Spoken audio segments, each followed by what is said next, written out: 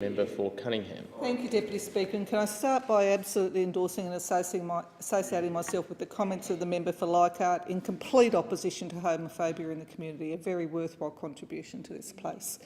I want to talk, Deputy Speaker, about an issue facing many of our electorates, which relates to particularly unscrupulous and I would say unconscionable behaviour by some private training providers in our communities. In recent media reports, we have heard numerous examples of this.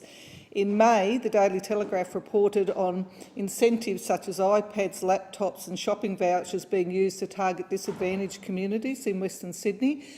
They talked about $200 spotters fees being paid to people to sign up to courses costing up to $25,000. The ABC radio reported in September on childcare centres and employers who were blacklisting particular training organisations because of the quality of the graduates they were providing. Courses could cost up to $4,500, and yet they reflected some of the graduates hadn't even picked up a baby, and so they could not have confidence in the courses. The ABC radio again in October this year has reported on courses where unemployed people, particularly people with high needs, with low skills levels, ESL background, literacy difficulties being signed up to courses that were completely inappropriate for them, with spruikers hanging out and particularly targeting marginal people, and often talking about and advertising zero upfront fees without mentioning the debt that would be undertaken.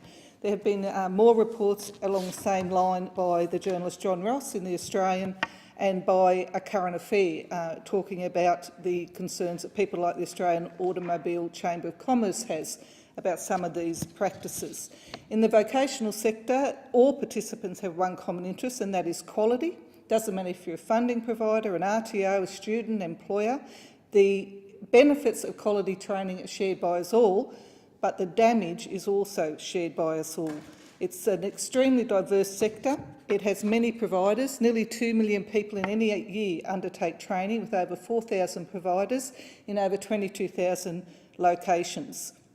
It is important also that the backbone of our system, our public TAFE institutions, which are critical as they set the benchmark in the sector for price, course delivery and quality, are sustained and supported.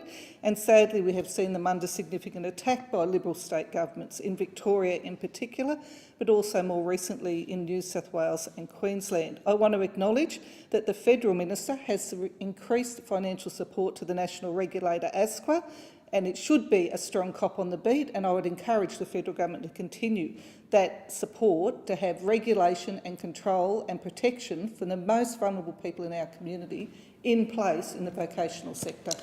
Thank you.